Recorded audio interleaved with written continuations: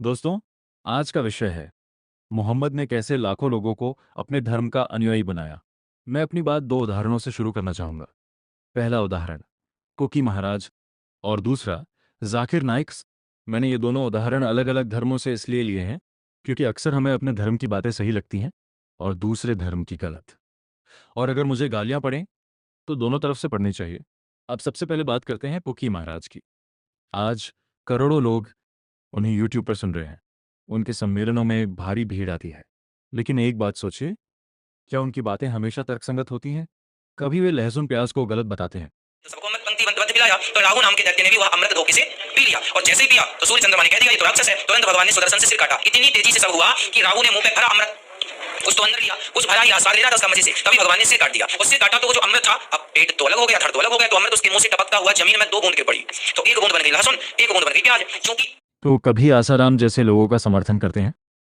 आने वाले के शरीर में कहीं खरोच आंच तो दिखती, क्योंकि वो समय बूढ़े थे, तुम जवान थी, कोई पकड़ के तुम्हारे साथ कैसे बलात्कार करेगा? यदि करेगा तो तुमने अपना बचाव तो किया होगा कि बहन तेरे साथ बलात्कार हुआ तो बूढ़ा आदमी था, तेरे वो क्या कह रही थी कि मेरे माँ बाप बाहर बैठे थे, तो चिल्लाई ना होगी क्या? चिल्लाती तो माँ बाप ना आ जाते। आज तक वो लड़की किसी को मिली ही नहीं, पर वो लड़की कहाँ गई? सोशल तो क्या वे सच में एक धार्मिक गुरु कहलाने के योग्य हैं?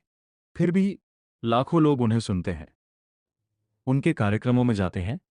अब जरा कल्पना कीजिए, आज से 100 साल बाद कुकी महाराज इस दुनिया में नहीं होंगे, लेकिन कुछ लोग उन्हें भगवान मानने लगेंगे।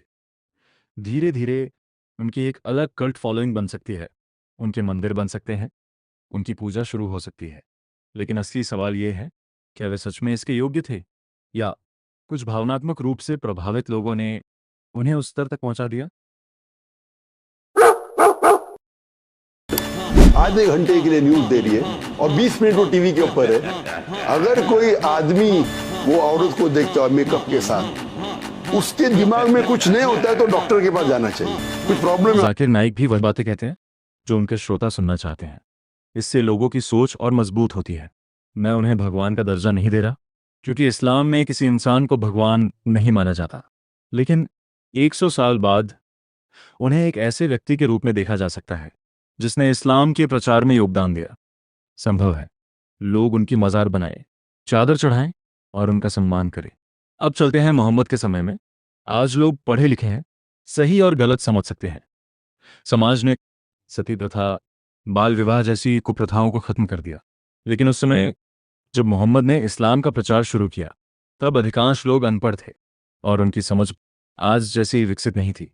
ऐसे में अगर कोई प्रभावशाली व्यक्ति कहे कि वह ईश्वर का संदेश ला रहा है, तो लोग आसानी से उसकी बातों में आ सकते हैं। जैसे आज भी कुछ लोग भावनाओं के आधार पर प्रभावित हो जाते हैं, वैसे ही उस समय भी हुआ होगा। समय के साथ जब कोई विचार बचपन से सिखाया जाता है, जैसे मोहम्मद के बारे में कुछ गलत नहीं बोलना, तो वह व्यक्ति की सोच का हिस्सा बन जाता है, फिर चाहे वो कितना भी पढ़ लिख जाए। बचपन की सीख को बदलना आसान नहीं होता। इसी कारण कुछ लोग कट्टरता की ओर बढ़ जाते हैं और गलत कामों को भी सही ठहरा रखते हैं। अंत में अब भी शार मैं यही कहना चाहूँगा, जिस तरह आज पुकी महाराज और जाकिर नाइक अपनी अपनी फॉलोइंग बना चुके हैं, उसी तरह मोहम्मद ने भी अपने समय में लोगों को प्रभावित किया। फ़र्क सिर्फ इतना है कि हम इन्हें अपने सामने होते हुए देख रहे हैं, जबकि मोहम्मद बहुत पहले हो चुके हैं। मोहम्मद भी अपने ज़माने के पुकी महाराज और जाकिर नाइक जैसे थे। उन्होंने अपनी बातों से लोगों को प्रभावित किया और लोगों को लगा कि ये अल्लाह के संदेशवाहक हैं।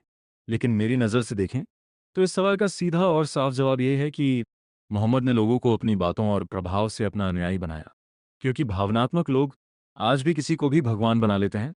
इसी के साथ मैं अपने शब्दों को विराम देता हूँ। मिलते हैं अब किसी नए टॉपिक के साथ। तब तक के लिए नमस्कार, और हाँ, चैनल को सब्सक्राइब करना ना भूलें।